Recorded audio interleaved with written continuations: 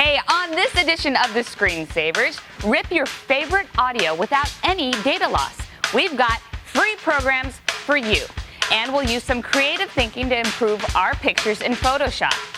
Plus, find out what Pat thinks are the most amazing free game downloads. Live from the TechTV studios in San Francisco, it's the Screensavers.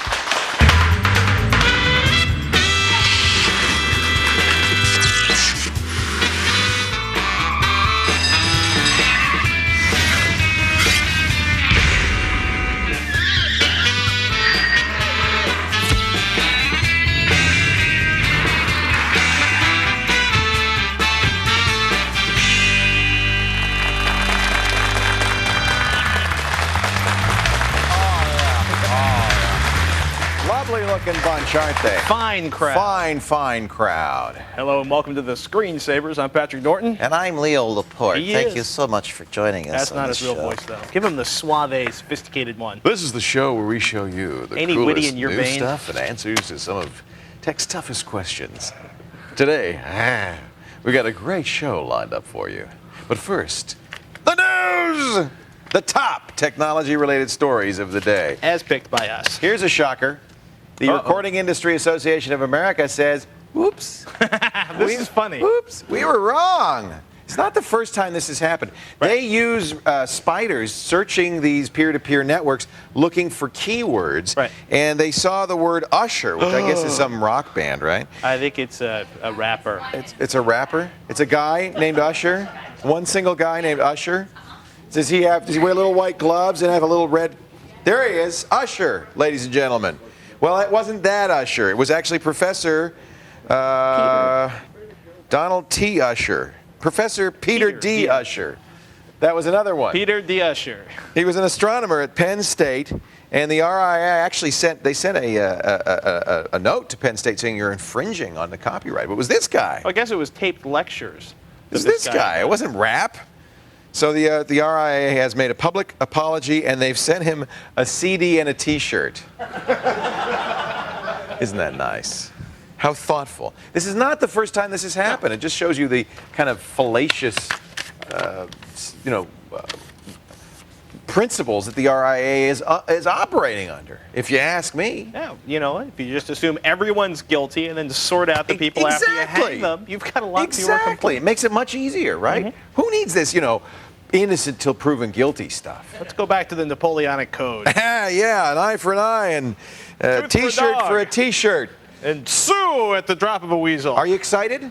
About what? Are you excited? The new Athlon is out. Yeah. The new Athlon is here. The new Athlon is here. The new Athlon is here. Are you excited? Yeah. The Athlon XP 3200 Plus for desktops is the last, they tell us, scheduled member of a chip family. Oh, no. Well, here's the deal. It's really funny. It's like, I was reading an article this morning on news.com. They're like, spokesperson for AMD. It's like, this is going to be the last Athlon processor, we believe. This is the last Athlon? Until the succeeding processor. There's not going to be another Athlon? No. Here in September. Yes? They're going to come out with the desktop version of the Opteron, which will be the Thank goodness, because Athlon is awfully hard to say. Athlon 64.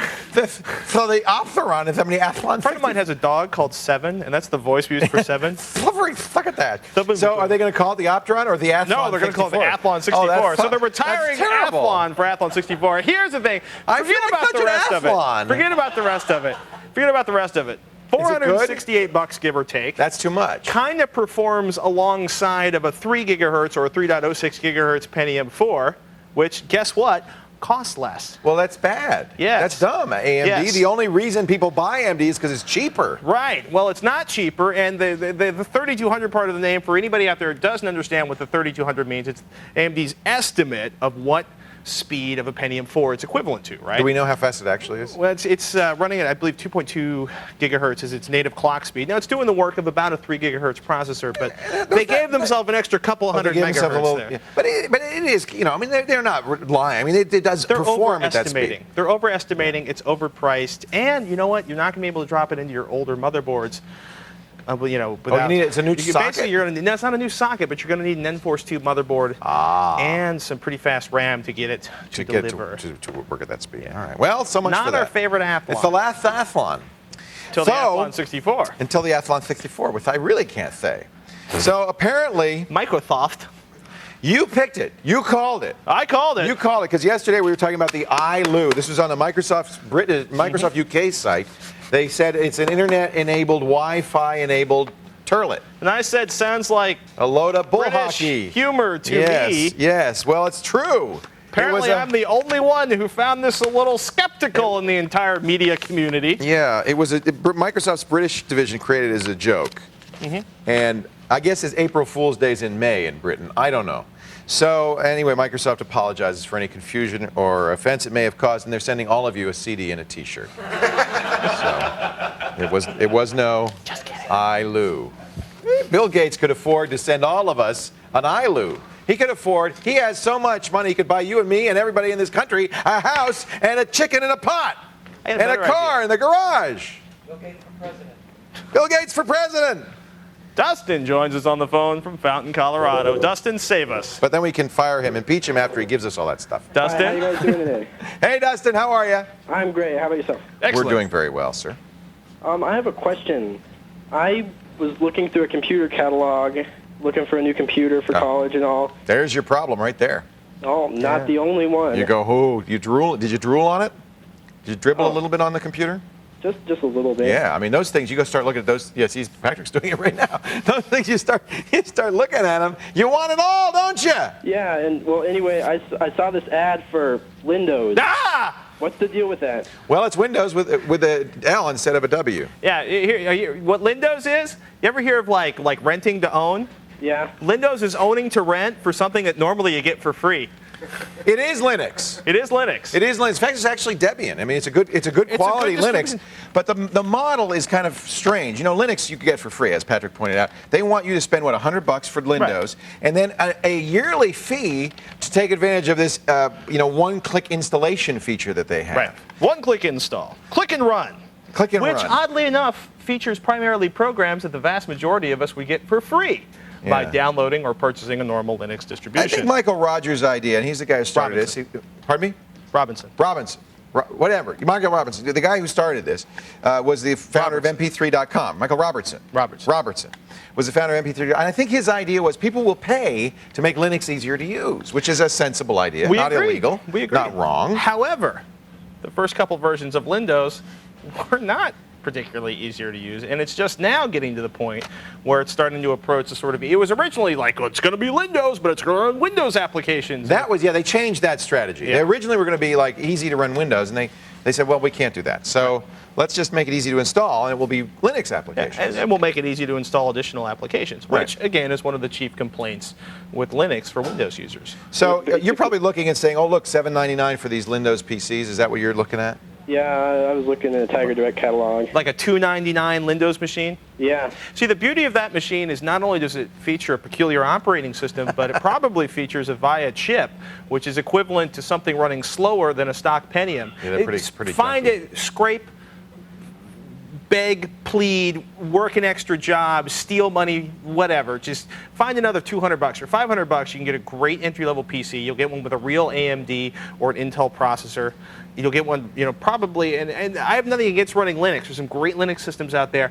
But a Windows system at $2.99, it sounds like, wow, it's really not quite. If all you're going to do is browse the web and type emails and stuff, you're golden. But spend a couple more, $100, $200 more, get a system that's got a real processor. I wish more vendors sold computers without any operating system, because you are paying a Windows tax if you just want to install Linux. I guess that's the only real advantage.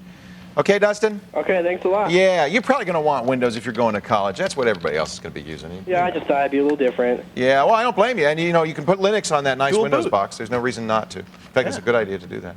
Folks, don't go anywhere. You want to know how much you can sell your old iMac for? We have helpful answers. Info for sellers who are looking for the right price to charge on eBay. It's today's download of the day.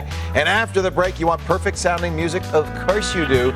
We've got a great idea for lossless audio compression. Forget MP3. You can get all these CDs on one little disc. We'll show you how right after this.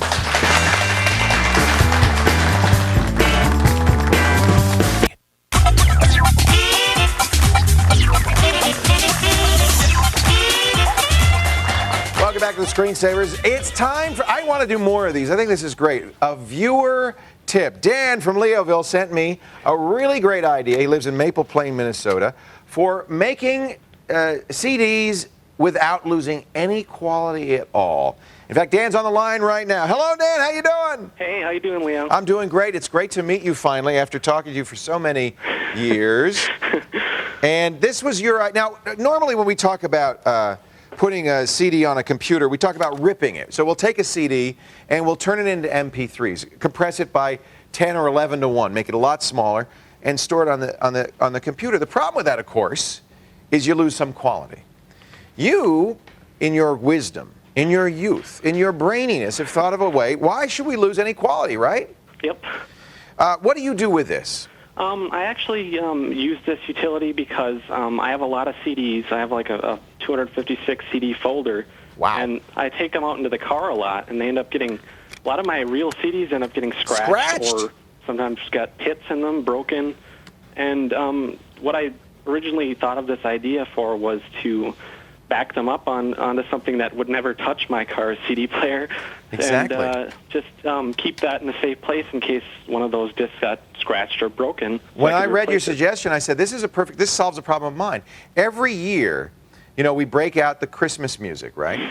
And every year we spend time searching because they're all disappeared. Some of them are under the couch. They're all scratched up. The cat's got one in its litter box. They're all over the place. And I end up buying, duplicate copies every year. So I thought, Dan's thing's going to save me. What I'm going to do is get all of my Christmas albums.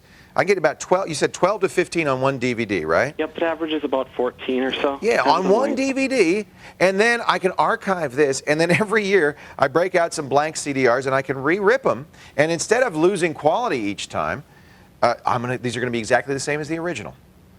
Mm-hmm. And the other thing I liked about this, the program that you recommended, we're going to show these 3 programs in a second, is very good at recovering scratched CDs, because I have a lot of scratched CDs. Mm-hmm. So let's start with that. That's Exact Audio Copy. This is free, right, Dan? Yep, it's free. Now, one thing I noticed, and I don't know if you noticed this, this uses ASCII, as some programs do, to access the CD-ROM. And ASCII in Windows XP is a little troublesome. Mm-hmm. So I ended up having to go to the Nero site and downloading their ASCII drivers and putting them in my Windows System 32 directory. Once I did, it had no trouble recognizing my CDs. I'm going to put one in right now, and it should recognize it right away.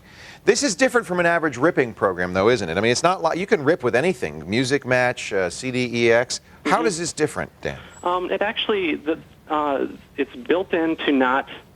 There's several methods in it. One of them they call secure mode. Right. And what it does is analyzes the built-in error correction on the CD, and it will, if it finds a spot, it'll slow down the ripping process down to as slow as it wants to, and it'll try as hard as it can to use the error correction to fix that little blip in the audio. And if it can't fix it, you're kind of out of luck, but it usually does. It can fix almost...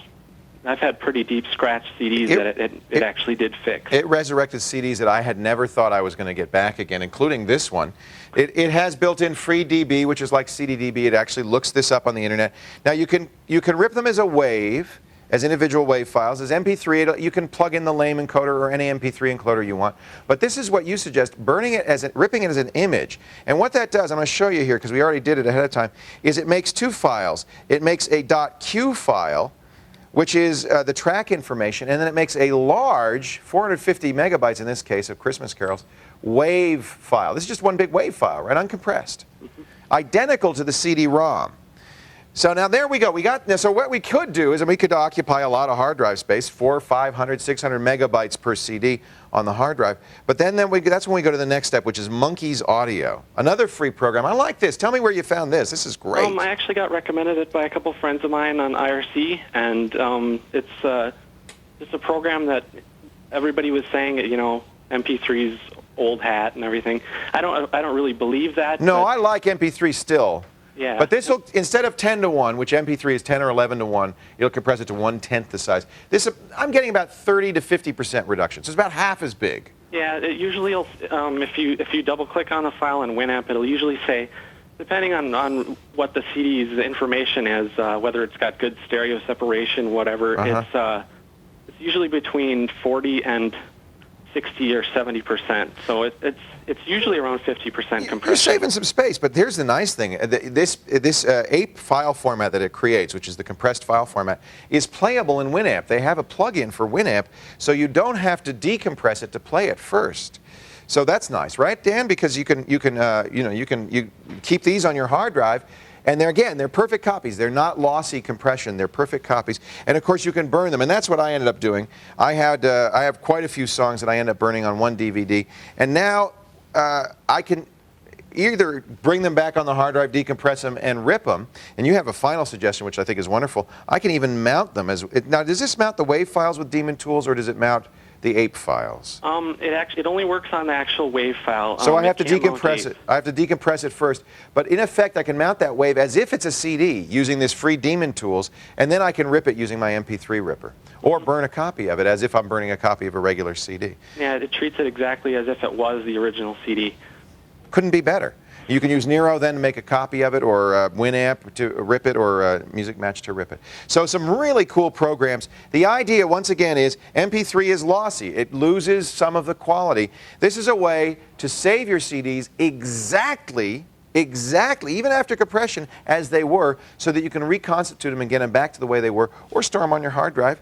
And then if you scratch CDs in your car or scratch them under the sofa, you can get them back. That's basically it, right, Dan? Yep. Hey, I appreciate your writing this up for us. We've got Dan's article on the web. It's a great tip. I think nowadays, with the size of hard drives, there's a lot of people who say, why should I sacrifice the quality when I can make a perfect copy and still save it on my hard drive or put it on a DVD? We appreciate it, Dan. Yep, thank you. Take care. Good to talk to you. We'll see you on Leoville, okay? See ya. All right. And folks, if you've got a great idea that you'd like to share with the Screensavers audience, you guys are smarter than anybody. You've got some great ideas. I know you do. Send it to the Screensavers at techtv.com. Stay put, folks. We have some Photoshop tips ahead that tap into your artistic genes. Brainstorming for artists with Photoshop. And coming up next, you want to sell on eBay? You want to make sure your stuff is priced right, don't you? Sarah has a download that will help you find the right price to charge. But first, listen up, because Jessica has a web tip for you. Hey guys, if you haven't noticed, everybody has got something to say on the show. So for that reason, we have message boards and forums. For our show, here are the boards right here. And then here's Leo's at Leoville. We got Yoshi's boards up. And then we have beautiful Kevin Rose's new forum right here. Beautiful, isn't it? Just like his little buttercup. Sarah. Aww, more Screensavers coming up.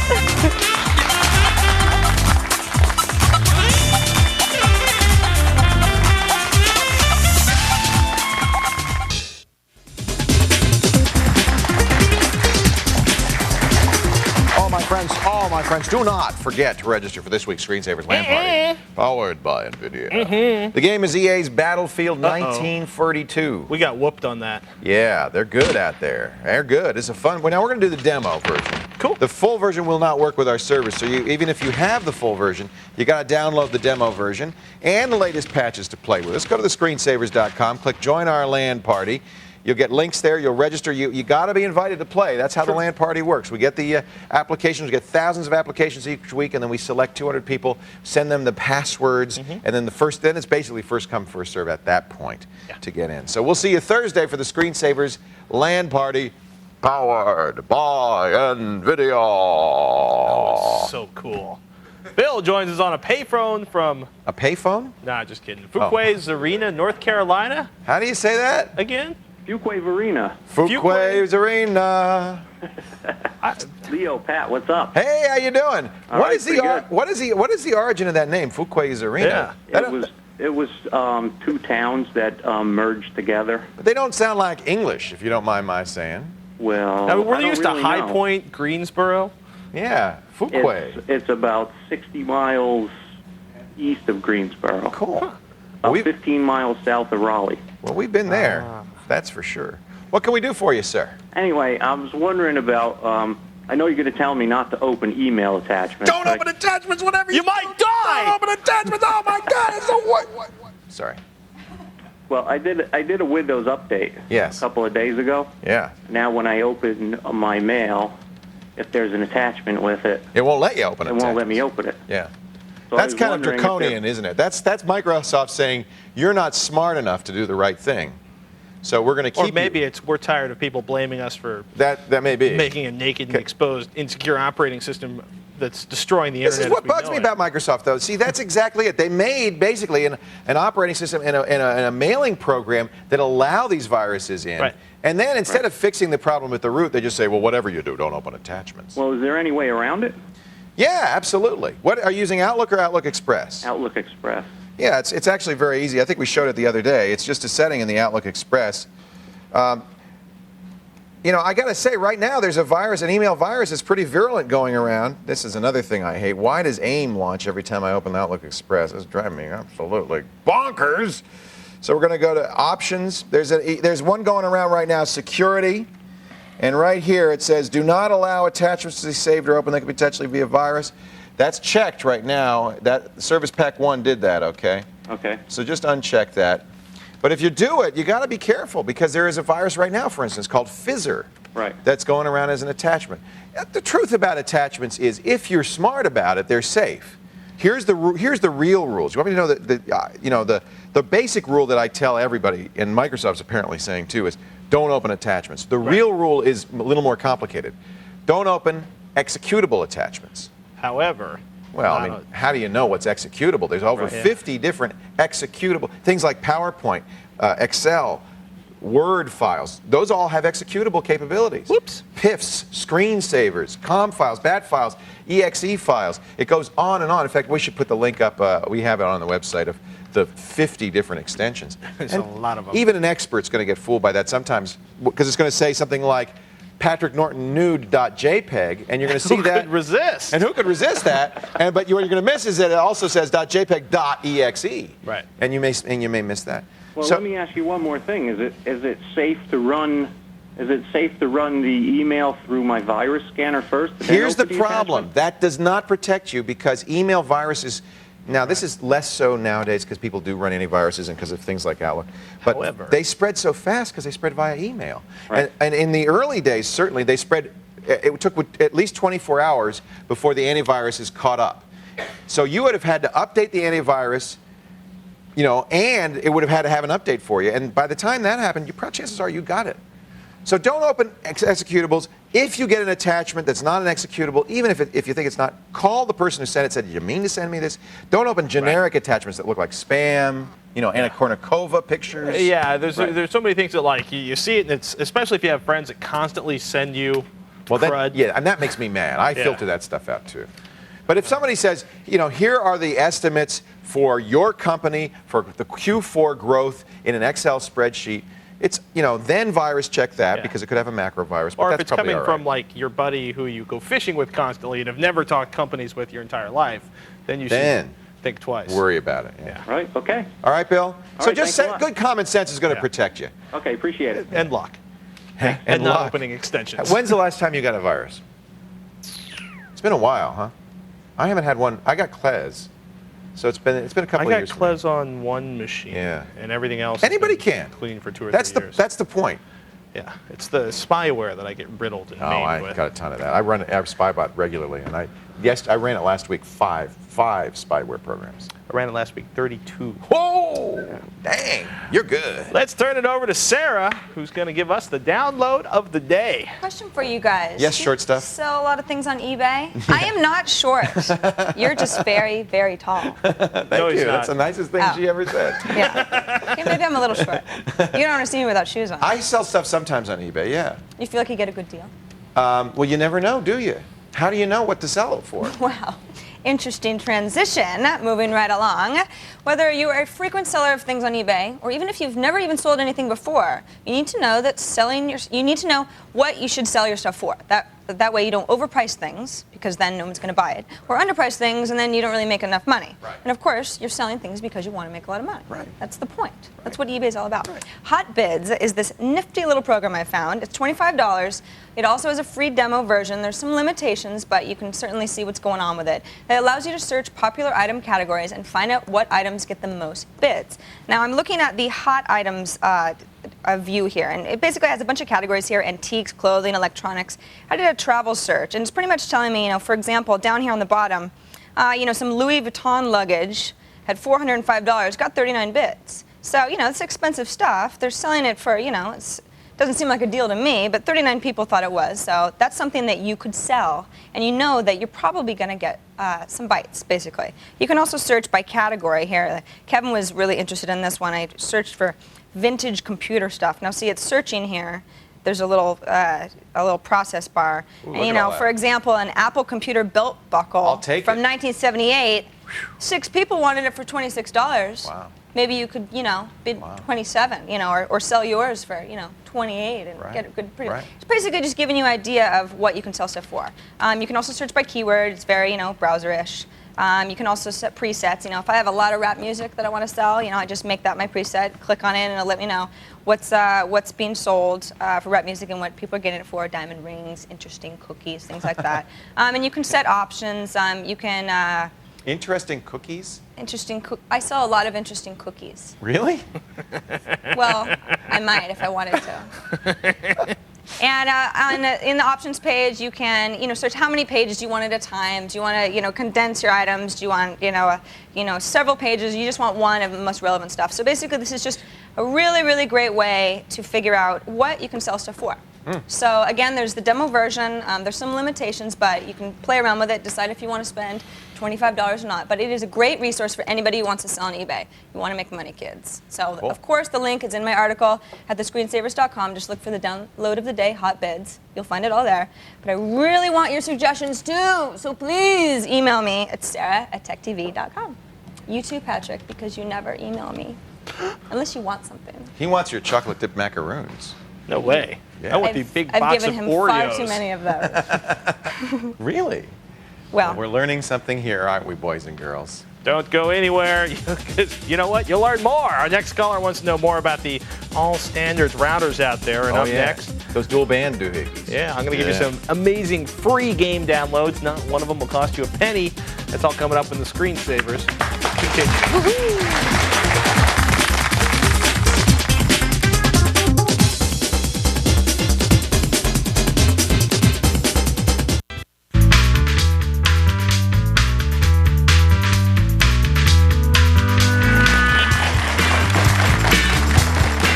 Welcome back to the Screensavers. I'm Leo Laporte. And I'm Patrick Norton. This half hour, we're going to have some stellar Photoshop tips from a graphic artist. And, well, you know what? Right now, I'm going to show you a bunch of games. This is great. This is that great parking simulator that you've been telling me about. I can't wait to play this. You know what? If I'd had this when I was learning how to parallel park in high school, life would have been a lot simpler. Oh, no, there's a meter maid. Oh, What no. is this game? We have to say, a game company is having a really, really good year when not only do they sell like 7 million copies of their latest game, but they turn around and they take the first version of the game that made them famous, Grand Theft Auto, Rockstar Games, who we're talking about. Grand Theft Auto originally came out in 1997.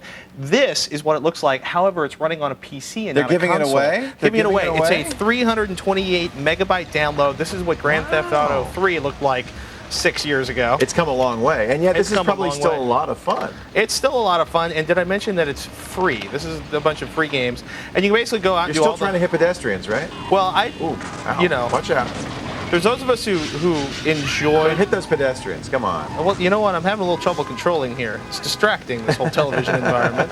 Wait, I can back into it. The problem is you're driving a Subaru. I think you need something with a little more oomph. You're right. Let's steal the pickup truck. That's more There my you style. go. That's it. A racing pickup truck.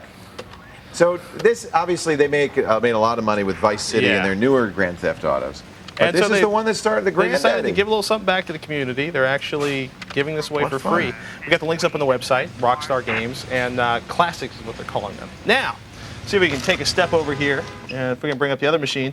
Our own Joshua Brentano hooked me on this one. Producer That's the Joshua. Mac, I That's think. the Mac. There we go. There we go. Now this looks really strange, right? You see all the people up on here? This is a game called Puzzle Pirates. Makes absolutely no sense. You're a pirate. Yeah. You're sailing. You're sword fighting. love that. You're into conquest. However, when you actually want to fight something, right here, it's my pirate over here. Let's bring him over here, and let's see if we can start a sword fight. So I'm going to choose someone. I'm going to challenge him to a sword fight. You can challenge for money or not.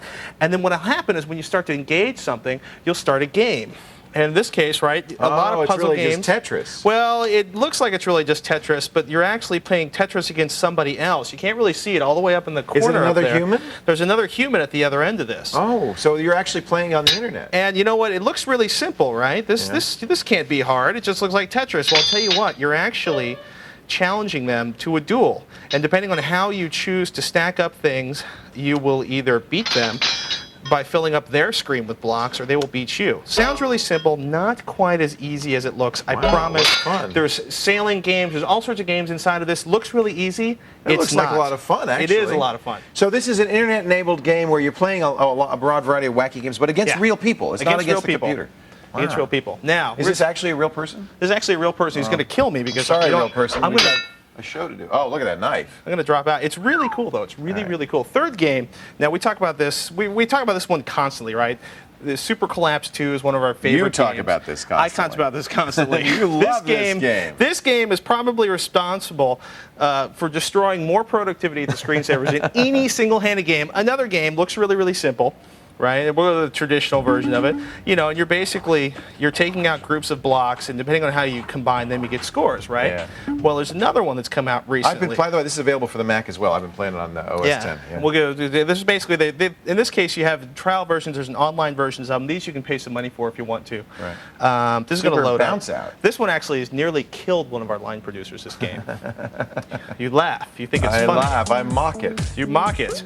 Which line producer? Do you want to share a name? You can hear her laughing. In it was her? Right Allie. As a matter of fact, do we have a shot of the control room even?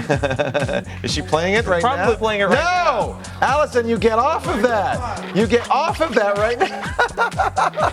Yes, it's all starting to make sense now, isn't it? Now, I've got links to a bunch more games. Mall Monster. Wait a minute, I want to play this one. You want to play this one? Yeah. Here, try this mouse. Oh, okay. Oh, this looks like fun. It'll work better. So we got a bunch more games up on the website, flightgear.org. Flightgear is an amazing open source free flight sim, and you know what? I'm going to let you link up there. I've lost Leo. Head over to screensavers.com.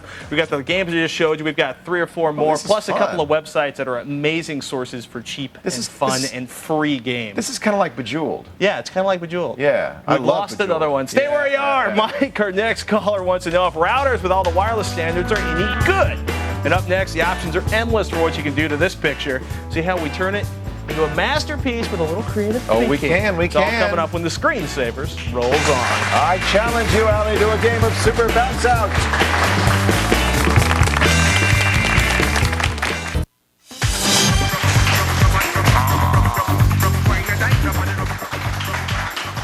Welcome back to the Screensavers. Photoshop can be a little daunting, a little overwhelming, especially if you're a fine artist and new to computers. But Sharon Stoyer says you can use it to brainstorm, to creatively think, and to use it to make your art better. She's the author of a book called Creative Thinking in Photoshop. Really beautiful book. And a new book that's just coming out called the Illustrator 10 Wow book. And we welcome Sharon Stoyer to our show for the very first time. It's good to have you. Thank you, Leo. A little more of a fine art bent to this. Well, actually, this is applicable to absolutely anyone. Just brainstorming. Absolutely. You know, I'm very interested in this. We're going to take a very bad old picture and make it something cool. Absolutely. Let me show you just how bad it was. This is the original. You can't even see it. There's No. nothing. There's no detail. So you had a picture. This is a band you liked. This is a great band. And you were trying to make it more interesting? I was trying to find something usable here. That you could do with it? Absolutely. Well, show us the process that you go through, the brainstorming process. I will. Okay. And we're going to show how we get from that initial stage to here. Okay. And we're going to use some of the creative thinking ways of working to brainstorm and come up with ideas. And I think you'll see you don't have to be a fine artist to benefit by some of these improvisations. Right, great. So one of the things I do when I don't know what I want to do next is I'll just duplicate the image layer and experiment with changing the blending mode. Now, very good advice to immediately duplicate it, because you're not going to do anything. And any of this stuff, you don't know. It's all improvisational. It might look terrible. So you work on a duplicate. Always working to duplicate, and I'm what going are these through things you're changing, these blends here? These are blending modes, and some of these appear to do absolutely nothing because I've got this pair of really dark layers. Right. But they may create magic for another pair of layers that you're working with or your own image. And wait until you get something that you like a little bit. So this is just the first thing to do. Just try this little Look at that. And you saw this and you said, wait a minute, I could do something with that. Yeah, it's kind of interesting, but it's kind of a little weak. So instead of going on to something else, I tried duplicating it a couple of times. So you're blending those 4 copies of the same layer, and that first, it brings up some detail. And you can try this with even a photograph of yourself. You really can apply it to anything. But there's some weird color effects and stuff. On the other hand, that could be inspiring, couldn't it? Absolutely, and it leads me in another direction. For instance, I said, okay, this is interesting, but what happens if I put a real saturated red in the background On here? that sign there, the Not rock on and the roll sign? letters, but in the background. Yeah. And the first thing you do is create a new layer because you don't want to mess up what you've got already. Always create a new layer. Always create a new Now, layer. I suppose you could do a mask and do a detailed... I could do a mask, or I could really try to zoom in here, but that's going to take too much time. I want to move through ideas. Because a lot of them are bad. Oh, you have to be willing to throw out junk in order to make discoveries. That's the key to creative thinking. It's okay to do some bad things. And Oh. with this program, it's very easy to go back or to get rid of a layer that didn't work. We all do, and ask Bert next time if he ever finds junk. I'm sure Yeah, I he bet will. he does. It's So- all jewels by the time he gets here, Oh, but yeah, it he is. doesn't leave the Absolutely. junk And when behind. you see the version on the website, it's only going to be the final successful Exactly. layers. I didn't show you the junk. Yeah, exactly. Now, in this case, one of the shortcut ways, maybe with your particular image, blending mode will work, and in this one, lighten works perfectly. Oh, look, it keeps the letters, Look at but that. the red stays. So you can very easily color in using lighten, and there you go. You got Here's a nice the red actual sign. one. I'll show you in the normal mode, and you'll see I was really pretty sloppy. Look, I even got some in the bowling pin. But it doesn't matter? It doesn't matter because it's lighten only. Interesting. Isn't that great? So another separate layer to do the blues. That way I could reduce the opacity of the blue layer separately. And that was because there was too much blue for you, or what? In that case, I thought there was too much blue at the time, and you'll see it ended up being more later. So you can change your mind.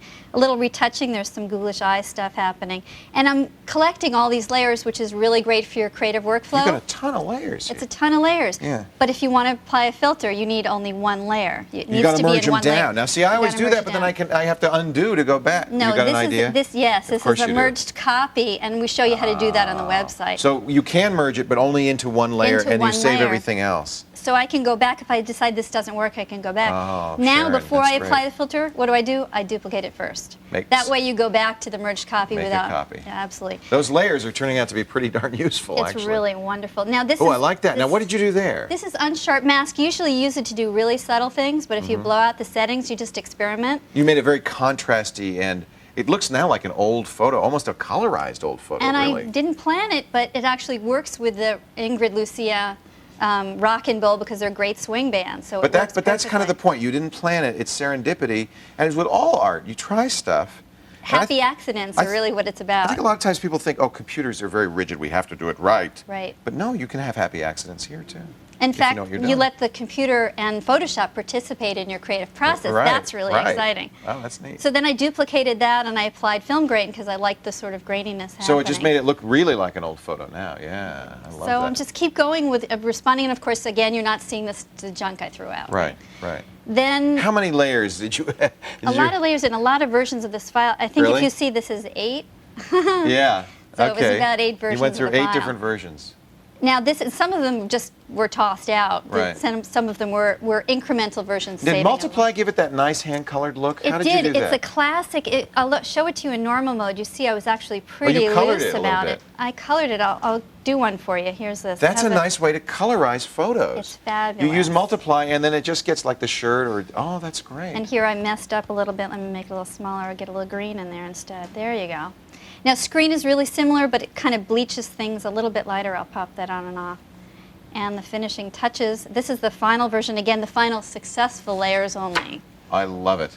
The flying neutrinos. Great That you band. you saved that picture. You couldn't even see anything in there. You bet. You can see what you can do. Sharon Stoyer's book is called Creative Thinking in Photoshop. Her website is sstoyer.com. And notice how that's spelled, STEUER.com. And the new book is the Illustrator 10 Wow book, another nice book in the series. Sharon, come back and show us some more. I Thank love this you. brainstorming. Great. This is great. It's What? inspiring. And do stop by thescreensavers.com to learn more ways to think creatively when using Photoshop. Stay tuned after the break. Mike's on the line. He wants to buy a router that does it all. Can we help him? Maybe. Stay tuned.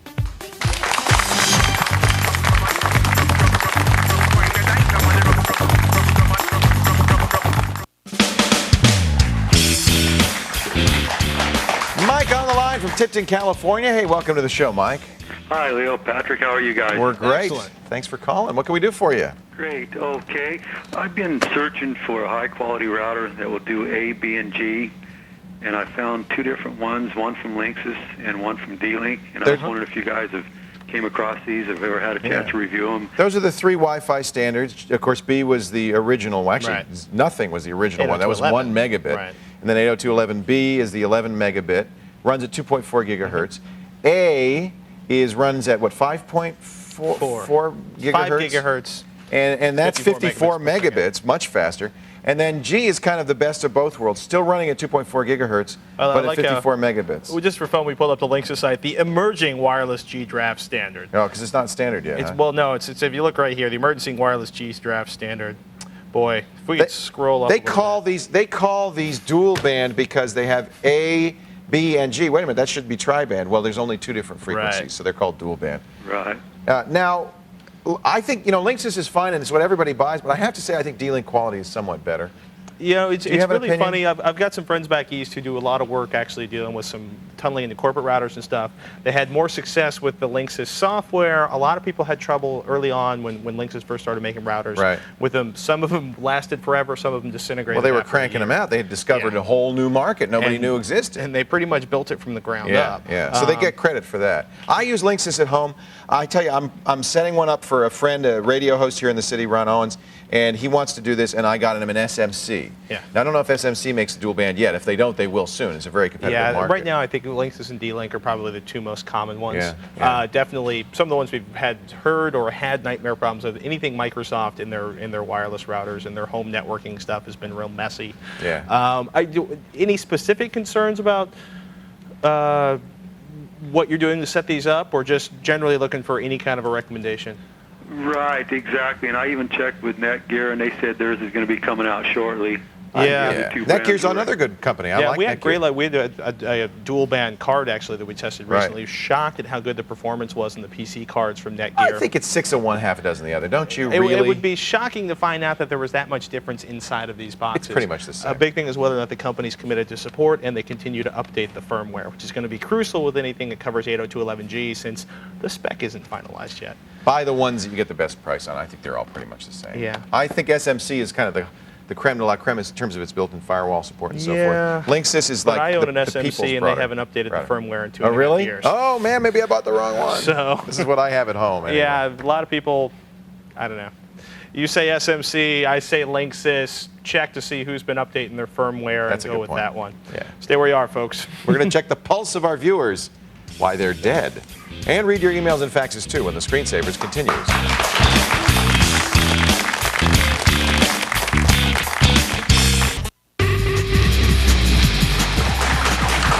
Hey, make sure you catch tomorrow's show. David Cohen, the guy who created the Day in the Life series, is going to be here to talk about his new series. They're going to use digital cameras in the hands of amateurs to document life in America. It's called 24/7. It is very cool, and you can participate. Plus, our Dark Tipper is back. Kevin Rose reveals some special software you can use to spy on your friends. How sweet. You better not use that on me, Rose. And turn your PC into a TiVo-like device using free Linux software. If Patrick can get it working, all on tomorrow's show. How's it going? Pretty good? Slowly but surely. Starting from scratch again. That's my fault, not Frevo's fault, by the way. Jessica, as always, is in our chat room. And what are they talking about today in the chat room, Jessie? Talk. We are talking today about a lot about hacking. They want to know how you can tell if your computer is being hacked. If Kevin Rose has pictures of your most intimate moments, it's been hacked. Actually, that's a good question. You know what, Kevin? Let's do a segment on that. How to detect hacking, because it's not easy. For sure. It is very tricky, yeah. Thank you, Kevin. Thank you, Jesse. Patrick Norton, thank you. That's it for this edition of Screensavers. I'm Leo Laporte. Thanks for joining us. Thank you again, Sarah Stewart and Dan Hendricks. Good night, folks. Good night. Bye-bye.